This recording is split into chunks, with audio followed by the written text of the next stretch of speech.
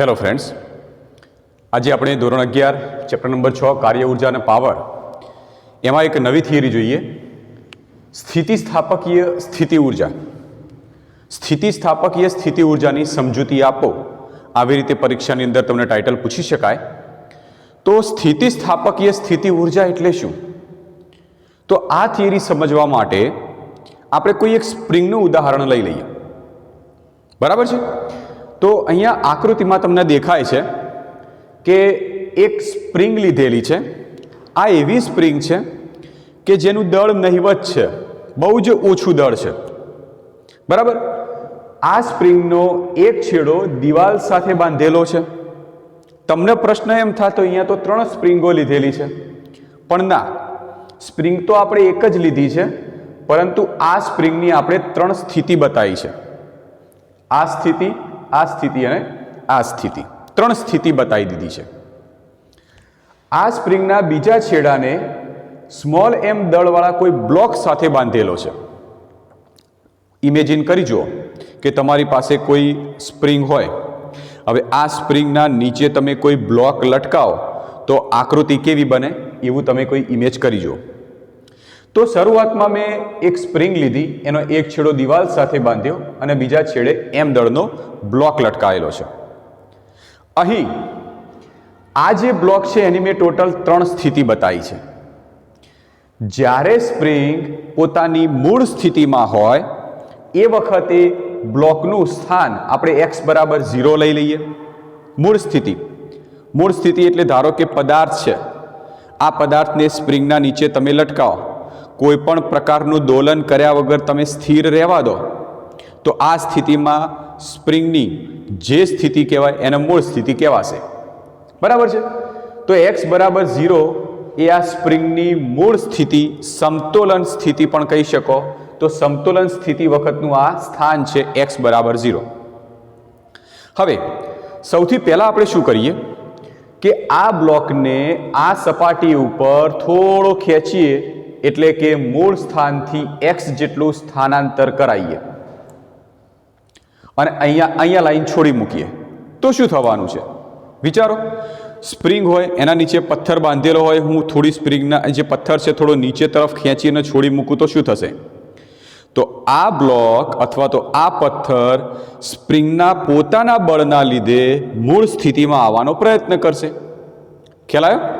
તો જો આ બ્લોક જે x બરાબર 0 સ્થાન ઉપર હતો એને હું x જેટલું સ્થાનાંતર આપી અને x બરાબર +x જેટલા સ્થાન ઉપર લાવી દઉં, તો આ સ્પ્રિંગમાં પોતાની અંદર એક એવું બળ ઉત્પન્ન થાય છે, એ બળની અસર હેઠળ આ બ્લોક મૂળ સ્થિતિમાં ખસવાનો પ્રયત્ન કરે છે. ત્યારબાદની શું કરીએ? હવે આ બ્લોકના લીધે આખી સ્પ્રિંગને દબાઈએ, એટલે બ્લોકના આ બાજુ બળ લગાડીએ અને બળ લગાડી અને ધારો કે x બરાબર x, એટલે કે આમ જોઈએ તો x બરાબર -x, આમ મૂળ સ્થિતિ કહી દઈએ. તો આ બાજુ ધન x, આ બાજુ ઋણ x, એમ આપણે લઈ લઈએ. તો હવે આ બ્લોકને જે મૂળ સ્થિતિમાં હતો એને દબાવી, એટલે કે સ્પ્રિંગને દબાવી x બરાબર x બરાબર -x જેટલું સ્થાનાંતર કરાવીએ તો, એટલે કે પદાર્થ જે સ્પ્રિંગના નીચે લટકાવેલો હતો હવે એ સ્પ્રિંગને થોડી દબાઈએ અને છોડી મૂકીએ તો આ સ્પ્રિંગ મૂળ સ્થિતિમાં આવવા માટે ખુલ્લી થવાની છે. તો આવી સ્થિતિમાં જે સ્પ્રિંગ રેલી હશે એ પાછી મૂળ સ્થિતિમાં આવવા માટે બળ લગાડશે, જે આ દિશામાં હશે. તો આવું કેમ કર્યું? આપણે આ વસ્તુ કેમ સમજ્યા? આ એટલા માટે સમજ્યા કે સ્પ્રિંગના છેડે જ્યારે તમે બ્લોક લટકાવેલો હતો ત્યારે આ એની મૂળ સ્થિતિ એટલે સમતોલન સ્થાન હતું. જ્યારે સ્પ્રિંગને એના સમતોલન સ્થાનથી થોડી વિચલિત કરવામાં આવે, વિચલિત એટલે ખેંચવામાં ક્યાં તો દબાવવામાં આવે, થોડી જો વિચલિત કરવામાં આવે તો આ વિચલનના લીધે એની અંદર મૂળ સ્થિતિમાં આવવા માટે એક બળ લાગે છે. આ બળને આપણે પુનઃસ્થાપક બળ તરીકે ઓળખીએ છીએ. નામ ઉપરથી તમને ખબર પડશે, પુનઃ એટલે ફરીથી, સ્થાપક એટલે સ્થાપવું છે. સ્પ્રિંગ આ મૂળ સ્થિતિમાં હતી, એને તમે ખેંચી તો મૂળ સ્થિતિમાં એટલે ફરીથી એટલે પુનઃ પોતાની સ્થિતિ સ્થાપવા માટે પુનઃસ્થાપક જે બળ લગાડશે એને આપણે પુનઃસ્થાપક બળ કહીએ છીએ, બરાબર. તો આ ખેંચાયેલી સ્થિતિમાં જ્યારે સ્પ્રિંગ હતી તો પાછી આવવા માટે આ દિશા તરફ પુનઃસ્થાપક બળ લાગ્યું. દબાયેલી સ્થિતિમાં સ્પ્રિંગ હતી તો ખુલ્લી થવા માટે આ દિશામાં પુનઃસ્થાપક બળ સ્પ્રિંગમાં ઉત્પન્ન થાય છે, બરાબર. હવે માની લો, એટલે ટૂંકમાં આપણને ખબર પડી ગઈ કે ભાઈ આ સ્પ્રિંગની અંદર પુનઃસ્થાપક બળ હાજર હોય છે. હવે જો આ સ્પ્રિંગને મારે x બરાબર 0 થી x બરાબર +x સ્થાન ઉપર લાવી હોય તો આ પુનઃસ્થાપક બળ જે સ્પ્રિંગમાં લાગે છે ને એની વિરુદ્ધમાં મારે કાર્ય કરવું પડે. કેમ? જો આ સ્થિતિમાં જુઓ, સ્પ્રિંગ આ મૂળ સ્થિતિમાં હતી, મેં થોડી ખેંચી તો સ્પ્રિંગ આમ ખેંચાઈ. સ્પ્રિંગ ખેંચાવાને લીધે આ સ્પ્રિંગમાં આ દિશામાં પુનઃસ્થાપક બળ લાગશે. પણ જો મારે આ સ્પ્રિંગને આ દિશામાં ખેંચી રાખવી હોય તો પુનઃસ્થાપક બળની વિરુદ્ધમાં મારે બળ લગાડવું પડે એટલા જ મૂલ્યનું, જેના લીધે કાર્ય કરવું પડશે. ચલો આનું ઉદાહરણ લઈએ. સ્પ્રિંગ મૂળ સ્થિતિમાં હતી, તમે જ્યારે દબાઈ તો મૂળ સ્થિતિમાં પાછી આવવા માટે આવી દિશામાં પુનઃસ્થાપક બળ સ્પ્રિંગ લગાડે છે. પણ જો મારે સ્પ્રિંગને આ સ્થિતિમાં દબાવી રાખવી હોય તો પુનઃસ્થાપક બળની વિરુદ્ધમાં મારે બળ લગાડવું પડે પુનઃસ્થાપક બળના જેટલું જ જેટલું, અને એના લીધે કાર્ય કરવું પડશે. તો એ કાર્ય સ્વરૂપની ઉર્જા આ સ્પ્રિંગમાં જે સંગ્રહ પામશે એ ઉર્જાને આપણે કહીશું સ્થિતિસ્થાપકીય સ્થિતિ ઉર્જા. ખ્યાલ આવી ગયો? તો થિયરી એકદમ ઇઝી છે. સ્થિતિસ્થાપકીય સ્થિતિ ઉર્જા આપણે કેવી રીતે મેળવીશું? તો આ જે સ્પ્રિંગ હતી એ સ્પ્રિંગમાં પુનઃસ્થાપક બળની વિરુદ્ધમાં લાગતું બળ મેળવી દઈએ, એ બળ વડે થતું કાર્ય મેળવી દઈએ, અને એ કાર્ય એ જ આપણી સ્થિતિસ્થાપકીય સ્થિતિ ઉર્જા. ચલો શરૂ કરીએ થિયરી. તો અહીંયા આગળ થિયરીમાં મેં કેટલાક પોઈન્ટો મુદ્દાઓ લખેલા છે. તમારી પરીક્ષાની અંદર કમ્પ્લીટ આ જ પ્રમાણે થિયરી લખવાની રહેશે. ઓકે, ચલો શરૂ કરીએ. તો અહીંયા આગળ આકૃતિમાં અવગણ્ય દળવાળી એક સ્થિતિસ્થાપક સ્પ્રિંગના એક છેડાને દિવાલ સાથે બાંધેલો છે અને બીજા છેડાને m દળના બ્લોક સાથે બાંધેલો છે. ક્લિયર? અહીં બ્લોકની 3 સ્થિતિ મેં દર્શાવી છે. એક x બરાબર 0 ની, બીજી x બરાબર +x ની, અને ત્રીજી છે x બરાબર -x ની સ્થિતિ. તો શરૂ કરીએ. સૌથી પહેલા આપણે કામ કરીએ કે સ્પ્રિંગને x બરાબર 0 વાળી સ્થિતિમાંથી બ્લોકને ખેંચી અને x બરાબર +x વાળી સ્થિતિમાં લઈ જઈએ. સૌથી પહેલા આપણે ખેંચવાની સ્થિતિ લઈએ.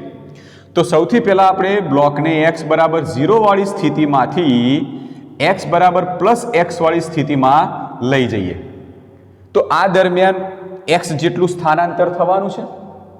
આ સ્થાનાંતરને પરિણામે સ્પ્રિંગ પોતાની મૂળ સ્થિતિમાં પાછી આવવા માટે એક બળ લગાડે છે, જેના આપણે કહીએ છીએ પુનઃસ્થાપક બળ.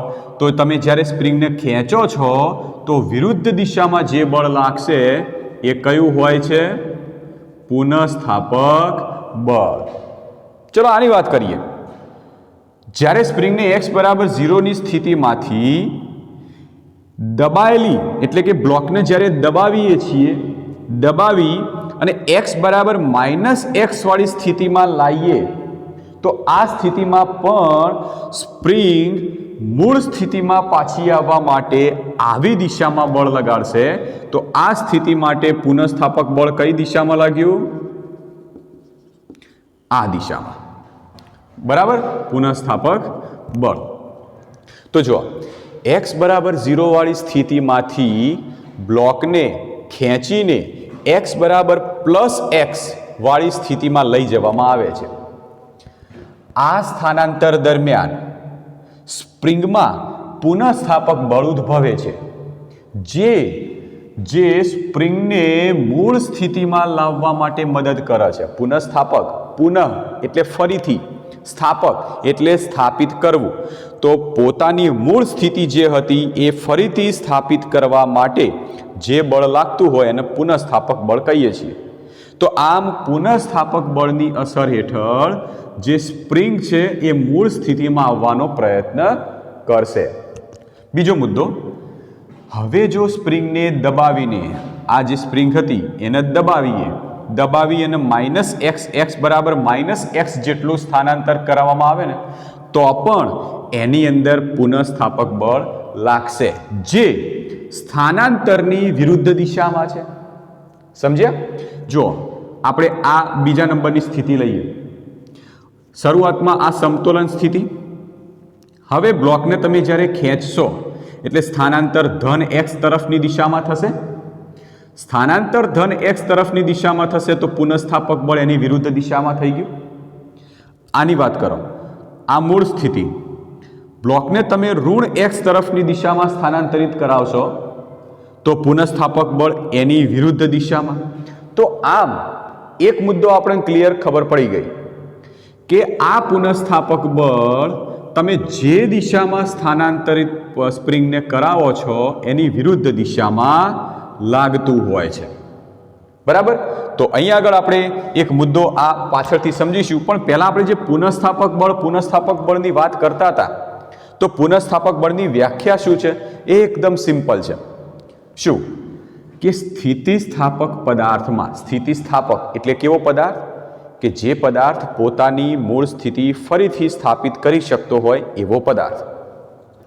તો સ્થિતિસ્થાપક પદાર્થમાં પોતાની સામાન્ય સ્થિતિ, આ સામાન્ય સ્થિતિ છે x બરાબર 0 વાળી એની સામાન્ય સ્થિતિ.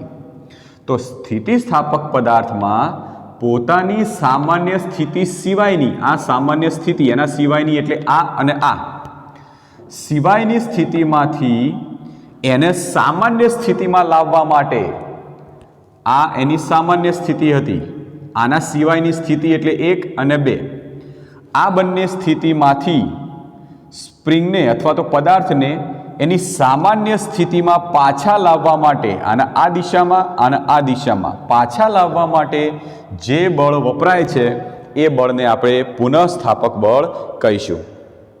બરાબર? આ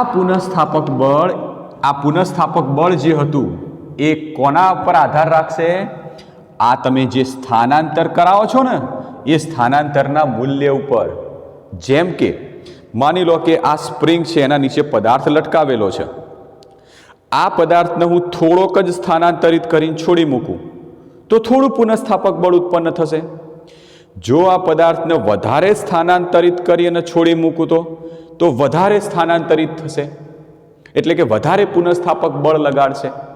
તો આમ પુનઃસ્થાપક બળ એ પદાર્થે કરેલા સ્થાનાંતર ઉપર આધાર રાખે છે. તો કહી શકાય કે પુનઃસ્થાપક બળ એ સ્પ્રિંગની લંબાઈમાં થતા ફેરફાર, આ x બરાબર 0 થી સ્પ્રિંગની લંબાઈ x જેટલી વધી, આ x બરાબર 0 થી સ્પ્રિંગની લંબાઈ x બરાબર -x જેટલી ઘટી, તો લંબાઈમાં ફેરફાર થયો. તો આ પુનઃસ્થાપક બળ એ સ્પ્રિંગની લંબાઈમાં થતા ફેરફારના સમપ્રમાણમાં મૂળ સ્થિતિમાંથી આ સ્થાનાંતર x જેટલું વધ્યું તો આ x ઉપર આધાર રાખશે. મૂળ સ્થિતિમાંથી અંતર x જેટલું ઘટ્યું તો આ x ઉપર આધાર રાખશે. તો આમ પુનઃસ્થાપક બળ એ આ સ્પ્રિંગની લંબાઈમાં તમે જેટલો વધારો કરો, ધારો કે આ x જેટલો વધારો કર્યો તો આ x ઉપર આધાર રાખશે, x જેટલો ઘટાડો કર્યો તો આ x ઉપર આધાર રાખશે. પરંતુ સૌથી મહત્વનું કે એ ફેરફાર વિરુદ્ધ દિશામાં હોય છે. એટલે જો તમે સ્થાનાંતર ધન x તરફની દિશામાં કરાયું તો પુનઃસ્થાપક બળ ઋણ x તરફ લાગ્યું.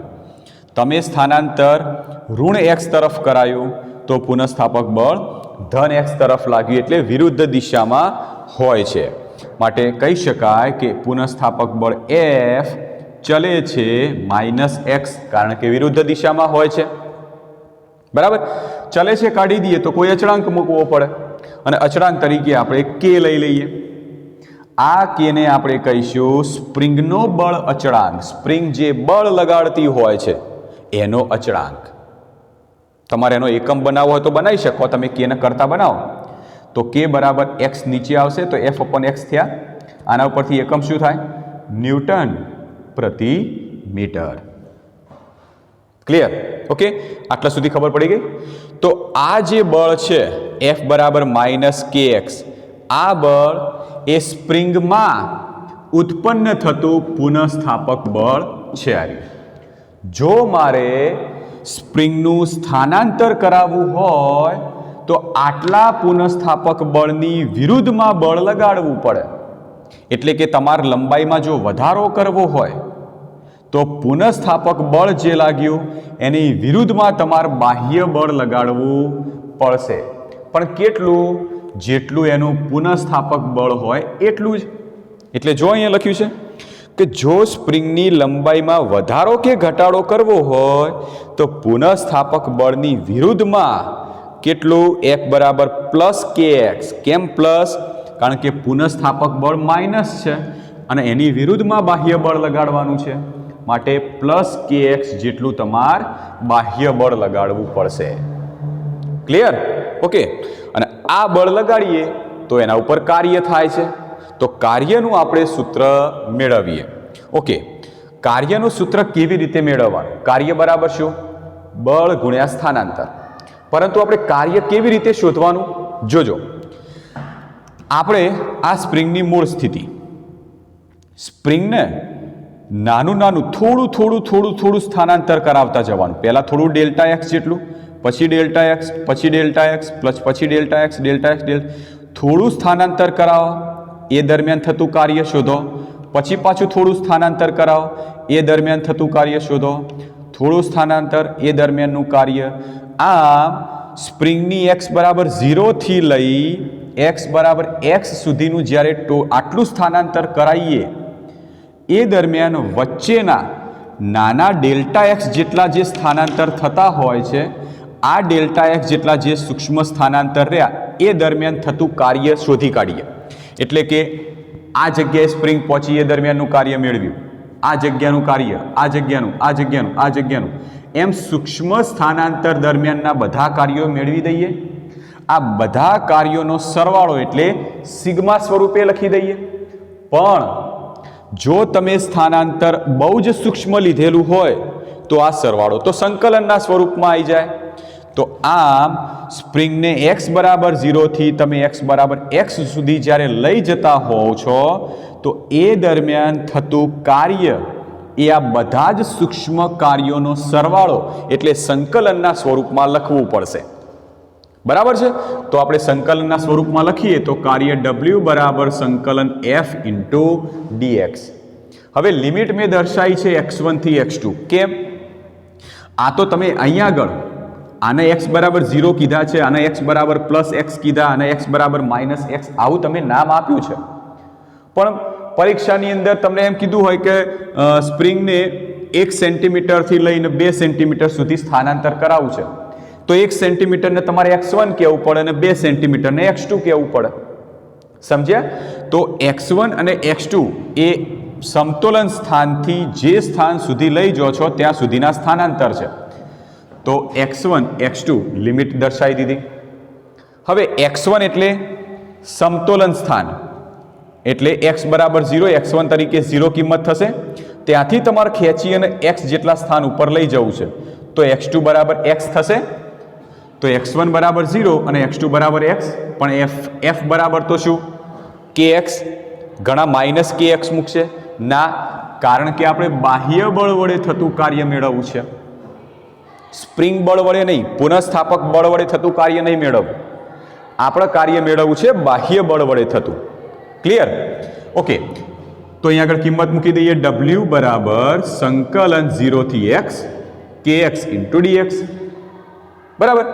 તો w બરાબર k તો બળ અચળાંક કહી દીધો છે તમે, અચળાંક જ કહી દીધો, તો અચળાંક બહાર લઈ લો. તો w બરાબર k સંકલન 0 થી x ઇન્ટુ dx. તો w બરાબર k x ઇન્ટુ dx નું સંકલન થાય x²/2, લિમિટ 0 થી x. તો એકવાર x બરાબર x લઈ લો, x બરાબર 0 લઈ લો, તો w બરાબર 1/2 kx². આ જે કિંમત મળી એ તમે જ્યારે સ્પ્રિંગને મૂળ સ્થિતિમાંથી પુનઃસ્થાપક બળની વિરુદ્ધમાં તમે જ્યારે સ્પ્રિંગનું સ્થાનાંતર કરાવો છો તો એ દરમિયાન કરવું પડતું કાર્ય મળી ગયું. અને જે કાર્ય હોય એ જ એના અંદર સ્થિતિ ઉર્જા સ્વરૂપે સંગ્રહ પામશે. ખબર પડી ગઈ? તો ટૂંકમાં આપણને એટલું મિનિંગ ક્લિયર કરી દો કે જ્યારે સ્પ્રિંગ આ જગ્યા ઉપર હોય છે ત્યારે તો સમતોલન સ્થિતિ કહેવાય, તો એ દરમિયાન તો કોઈ કાર્ય કરવું નહીં પડે કારણ કે સ્પ્રિંગ એની મૂળ સ્થિતિમાં જ રહેશે. સ્પ્રિંગને તમે જેમ જેમ ખેંચતા જશો એમ એમ આ અંતર વધતું જશે અને અંતર વધવાને લીધે કરવું પડતું કાર્ય પણ વધતું જાય અને કાર્ય વધતું જાય તો એ વધારે કાર્યની ઉર્જા વધારે સ્થિતિ ઉર્જા સ્વરૂપે સંગ્રહ પામે. આનો મતલબ x બરાબર x ના સ્થાન આગળ સ્પ્રિંગ પાસે સૌથી મહત્તમ ઉર્જા રહેલી હશે કારણ કે x બરાબર 0 થી x બરાબર x સુધીનું તમે જ્યારે કાર્ય કરાવો છો તો ધીમે ધીમે કરતું કાર્યનું મૂલ્ય વધતું જાય અને આ સ્થાન ઉપર તમે વિશેષ સૌથી મહત્તમ કાર્ય કરાવો છો અને જેટલું મહત્તમ કાર્ય એટલી જ મહત્તમ ઉર્જા. તો આ કાર્ય સ્પ્રિંગમાં સ્થિતિ ઉર્જા સ્વરૂપે સંગ્રહ પામે છે અને આ ઉર્જાને સ્થિતિસ્થાપકીય સ્થિતિ ઉર્જા કહેવાય. ક્લિયર? તો સરસ મજાની થિયરી છે, કોઈ જ વધારે તમારા અંદર લોજિક દોડાવવાનું નથી, પરંતુ દોલનો અને તરંગ, દોલનો એક ચેપ્ટર આવશે તમારે છેલ્લાથી બીજું, એના અંદર આ ટોપિક સૌથી સમજવા જેવો છે. બરાબર છે? ઓકે, તો સ્થિતિસ્થાપકીય સ્થિતિ ઉર્જાની ટોટલ આપણે ચર્ચા કરી. હવે આના ઉપરથી આપણે એક આલેખ, એક ગ્રાફ વિશે થોડી ચર્ચા કરી લઈએ. એક ગ્રાફ દોરીએ ઉર્જા વિરુદ્ધ અંતરનો. સાઈડ આ જગ્યાએ દોરી દઈએ છીએ. ઉર્જા વિરુદ્ધ અંતરનો એક ગ્રાફ દોરીએ. ચલો, છેલ્લે આપણે ઉર્જા કેટલી લાયા? ચલો, એ સ્થિતિ ઉર્જાનું ધારો કે u તરીકે દર્શાવું તો u બરાબર 1/2 kx². આટલી છેલ્લે કાર્ય જેટલી ઉર્જા લાયા હતા. હવે આપણે આલેખ દોરીએ ઉર્જા વિરુદ્ધ સ્થાનનો.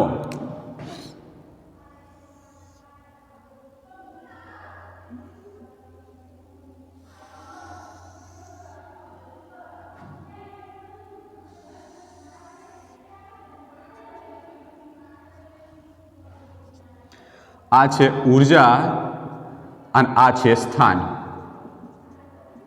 ક્લિયર? ચલો, ઉર્જા વિરુદ્ધ સ્થાનનો આલેખ લઈએ. કેવી રીતે આલેખ દર્શાવીએ? આપણે અહીંયા આગળ આ થોડું લાંબુ કરી દઈએ. ક્લિયર? ચલો, કેવી રીતે? તો યાદ રાખો કે વાય અક્ષ ઉપર બધી ઉર્જાની કિંમતો લેવાની છે અને એક્સ અક્ષ ઉપર સ્થાનની કિંમતો લેવાની. અહીંયા આગળ સ્પ્રિંગના આપણે 3 સ્થાન લીધા છે. એક x બરાબર 0, બીજું છે x બરાબર +x અને ત્રીજું છે x બરાબર -x. તો અહીંયા દર્શાવી દઈએ. ધારો કે આ છે x બરાબર 0 નું સ્થાન, આ ધન x તરફ એટલે આ છે x બરાબર +x નું સ્થાન અને આ છે x બરાબર -x નું સ્થાન. તો આ +x નું જે સ્થાન રહ્યું ત્યાં આગળ આપણે આવી રીતે દર્શાવી દઈએ કે આ એની હદ, આ x બરાબર +x ની હદ, આ છે x બરાબર -x ની હદ. ઓકે, હવે જો સૌથી પહેલું કામ કરીએ, આ ઉર્જા વિરુદ્ધ સ્થાનના આલેખમાં સ્થિતિ ઉર્જાની જે કિંમતો, સ્થિતિ ઉર્જામાં જે ફેરફાર થાય છે એ કિંમતો પ્રમાણેનો આલેખ દોરીએ. તો જો અહીંયા આગળ આ સૂત્ર યાદ રાખજો, સ્થિતિ ઉર્જાનું આ સૂત્ર છે. બરાબર? આ સૂત્રની અંદર u બરાબર 1/2 kx². જેમ x બદલાશે એમ સ્થિતિ ઉર્જા બદલાશે. માની લો કે આ સમતોલન સ્થાન છે. સમતોલન સ્થાન એટલે x બરાબર 0 નું સ્થાન અને x બરાબર 0 ના સ્થાન પાસે સ્થિતિ ઉર્જા કેટલી હશે? તો x બરાબર 0 લઈ લો તો u બરાબર 1/2 k0 નો વર્ગ. તો 0 થઈ ગયું તો સ્થિતિ ઉર્જા 0. તો એનો મતલબ x બરાબર 0 પાસે સ્થિતિ ઉર્જા 0 છે. બરાબર? ચલો, હવે આપણે આવીએ x બરાબર +x સ્થાન ઉપર અને x બરાબર +x એની મહત્તમ કિંમત. તો અહીંયા આગળ જે તમને x રહ્યા ત્યાં તમે મૂકી દો +x. +x મૂકી દઈએ તો શું થશે? તો +x મૂકી દો તો u બરાબર 1/2 k +x નો વર્ગ, u બરાબર 1/2 k +x નો વર્ગ. Therefore u બરાબર 1/2 kx વર્ગ. અને આ તો આપણી મહત્તમ સ્થિતિ ઉર્જા છે. ધારો કે આ પોઈન્ટ એ મહત્તમ ઉર્જાનો પોઈન્ટ છે તો x બરાબર પ્લસ x સ્થાને ઉર્જા કેટલી મળી 1/2 kx. તો આ પોઈન્ટ મહત્તમ ઉર્જા, જો ઉર્જાની કિંમત આ વધતી કિંમત છે ઉર્જાની.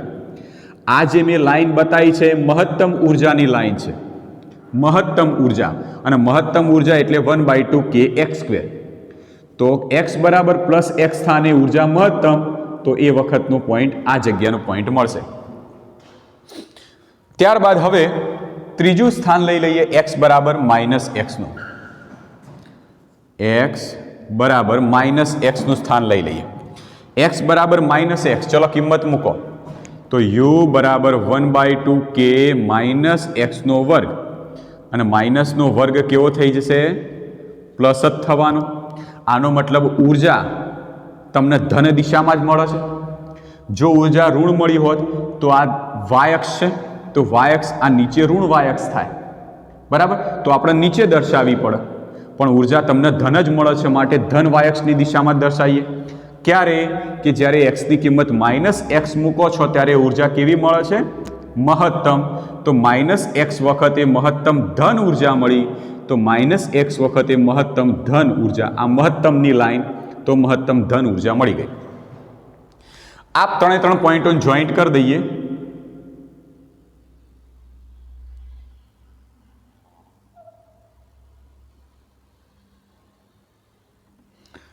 ઓકે, તો આ છે u બરાબર 1/2 kx² નો પોઈન્ટ, આ છે u બરાબર 1/2 kx² નો પોઈન્ટ, બરાબર?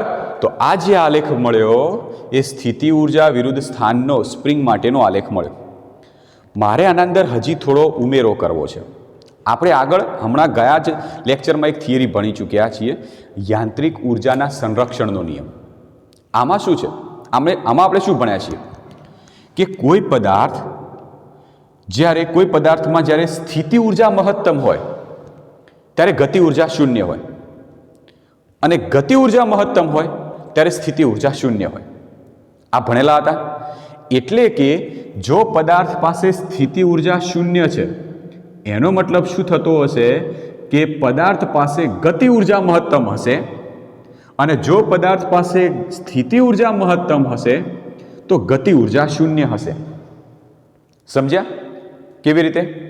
સ્પ્રિંગ છે એક, ચલો આપણે લોલકનું ઉદાહરણ લઈ લઈએ. માની લો કે દોરી છે, દોરીના નીચે તમે પથ્થર લટકાયો છે. હવે આ પથ્થરને તમે એક બાજુ લઈ જઈને છોડી મૂકો, તો શું એ પાછો ફક્ત આ જગ્યાએ જ પાછો આવશે કે વિરુદ્ધ દિશામાં પણ જવાનો છે? તો એ પથ્થરને તમે અહીંથી લઈને છોડી મૂકશો તો આમ જઈ પાછો આમ આવી પાછો આમ જશે, એટલે એના દોલનો ચાલુ રહેશે. સેમ આવું સ્પ્રિંગમાં પણ થાય છે કે કોઈ સ્પ્રિંગના નીચે તમે પદાર્થ લટકાવી સ્પ્રિંગને ખેંચી અને છોડી મૂકશો તો સ્પ્રિંગ ઉપર નીચે દોલનો કરશે. આનો મતલબ એવો થાય કે આ એની મધ્યમાન સ્થિતિ હતી, સંતુલન સ્થિતિ. જ્યારે સ્પ્રિંગને હું આ સ્થાન ઉપરથી છોડી મૂકું તો સ્પ્રિંગ પાછળ જઈ આગળ જઈ પાછી પાછળ જઈ આગળ આવે છે, બરાબર? આવા વખતે સ્પ્રિંગ જેવી ખેંચી અને છોડી મૂકીને જેવી પાછળ જવાનો પ્રયત્ન કરશે, તરત જ આ મધ્યમાન સ્થાને એનો વેગ મહત્તમ હશે. એટલે કે જેવો તમે આને ખેંચી અને છોડી મૂકો છો એટલે તરત પાછળ જશે, અને પાછળ જશે, જેમ જેમ જતી જશે એમ વેગ વધતો જાય. મધ્યમાન સ્થાને એનો વેગ મહત્તમ થઈ જશે, અને જેમ પાછી જાય એમ વેગ ઘટતો જાય. ઘટતો એક સ્થાને આવે એટલે પાછો વેગ શૂન્ય. તો પાછો વિરુદ્ધ દિશામાં જેમ જેમ આવે વેગ વધતો મહત્તમ, પાછો ઘટતો શૂન્ય, પાછો વધતો મહત્તમ, ઘટતો શૂન્ય.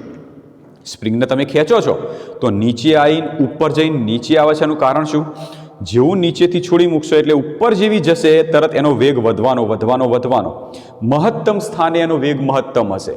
પછી જેમ જેમ ઉપર તરફ સ્પ્રિંગ જાય છે એમ વેગ ઘટતો જાય, અને અમુક સ્થાને શૂન્ય, પાછો નીચે આવે વેગ વધતો જાય, મધ્યમાન સ્થાને મહત્તમ, નીચે આવે એમ ઘટતો જાય. તો આમ મધ્યમાન સ્થાને સ્પ્રિંગનો વેગ મહત્તમ હોય, અને વેગ મહત્તમ હોવાને લીધે ગતિ ઉર્જા k બરાબર 1/2 mv² સૂત્ર અનુસાર k કે બરાબર 1/2 m v તરીકે મહત્તમ વેગ લઈ લઈએ તો મધ્યમાન સ્થાન x બરાબર 0 સ્થાન પાસે x બરાબર 0 સ્થાન પાસે એની ગતિ ઉર્જા પણ કેવી હશે? મહત્તમ. તો x બરાબર 0 પાસે એની ગતિ ઉર્જા મહત્તમ, અને મહત્તમ ઉર્જા એટલે આ મહત્તમ ઉર્જાનો પોઈન્ટ આટલી. ક્લિયર? તો આ જગ્યાએ એની ગતિ ઉર્જા મહત્તમ. ચલો હવે અંતવાળા બે ભાગો વિશે જોઈએ. અંતવાળા, આ બંને છેડાવાળા. તો સ્પ્રિંગ જે છે એ છેડા એટલે કે x બરાબર x, અહીંથી ધારો કે હું લાઈન છોડી મૂકું છું તો સ્પ્રિંગ સીધી પાછળ જશે. પાછળ એટલે x બરાબર -x આવશે, ત્યાંથી પાછી વળશે. એટલે જેવા આ સ્થાન ઉપર આવશે એટલે ક્ષણિક પૂરતો એનો વેગ શૂન્ય થઈ જાય. પછી પાછી એ સ્પ્રિંગ પાછી આવશે, પાછી આવશે, પાછી આવશે, પાછી આવશે, પાછી x બરાબર +x આગળ આવશે એટલે ક્ષણિક પૂરતો એનો વેગ શૂન્ય, પછી પાછી.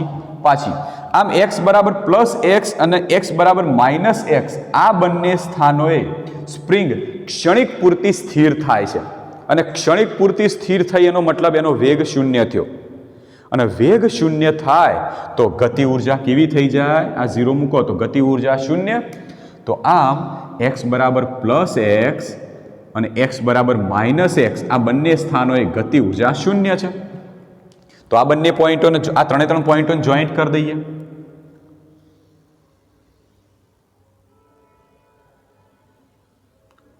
ઓકે, આ જે આલેખ હતો એ કોનો હતો? સ્થિતિ ઉર્જાનો. આ આલેખ છે ગતિ ઉર્જાનો. તો શું યાંત્રિક ઉર્જા બદલાશે? ચલો, ગતિ ઉર્જા, સ્થિતિ ઉર્જાનો આલેખ દોર્યો, જેમાં સ્થિતિ ઉર્જા આ સ્થાને મહત્તમ, પછી ઘટતી શૂન્ય અને ફરી પાછી મહત્તમ. ગતિ ઉર્જા જો જોઈએ તો આ સ્થાને શૂન્ય, ફરી પાછું મહત્તમ અને ફરી પાછી શૂન્ય. તો ગતિ ઉર્જા અને સ્થિતિ ઉર્જામાં સ્થાન સાથે ફેરફાર થાય છે. તો શું યાંત્રિક ઉર્જામાં ફેરફાર થશે? તો આગળ જ આપણે ભણી ચૂક્યા છીએ. શું? ગતિ ઉર્જામાં જેટલો ઘટાડો થાય એટલો જ સ્થિતિ ઉર્જામાં વધારો થાય, અથવા તો સ્થિતિ ઉર્જામાં જેટલો ઘટાડો થાય એટલો જ ગતિ ઉર્જામાં વધારો થાય. પણ યાંત્રિક ઉર્જા હંમેશા અચળ જ રહેતી હોય છે. કે +u બરાબર અચળ. ઓકે, તો આ અચળનો મતલબ એ થયો કે યાંત્રિક ઉર્જા કોઈ પણ સ્થાને અચળ જ રહેશે. એનો મતલબ x બરાબર -x વખતે લો ત્યારે યાંત્રિક ઉર્જા, x બરાબર 0 પાસે યાંત્રિક ઉર્જા અને x બરાબર +x પાસે યાંત્રિક ઉર્જા. તો ત્રણેય બિંદુઓને જોઈન્ટ કરી દેશો તો યાંત્રિક ઉર્જા તો કેવી રહી? અચળ જ. ખ્યાલ આવી ગયો? તો યાંત્રિક ઉર્જા તો હંમેશા અચળ જ રહેશે. તો આ આલેખ આપણે ફરીથી એ ચેપ્ટરમાં, દોલનો ચેપ્ટરમાં ફરીથી જોઈશું. પણ આ તો અત્યારે સ્થિતિસ્થાપક એ સ્થિતિ ઉર્જાની વાત હતી એટલે આપણે આ મુદ્દો સમજી લીધો હતો. તો આ મુદ્દો આપણે GNET માટે ખાસ સમજવાનો આ મુદ્દો છે. બરાબર? આના ઉપરથી જ આપણે GNETમાં ઘણા બધા તમે તારણો મેળવી શકશો. બરાબર છે?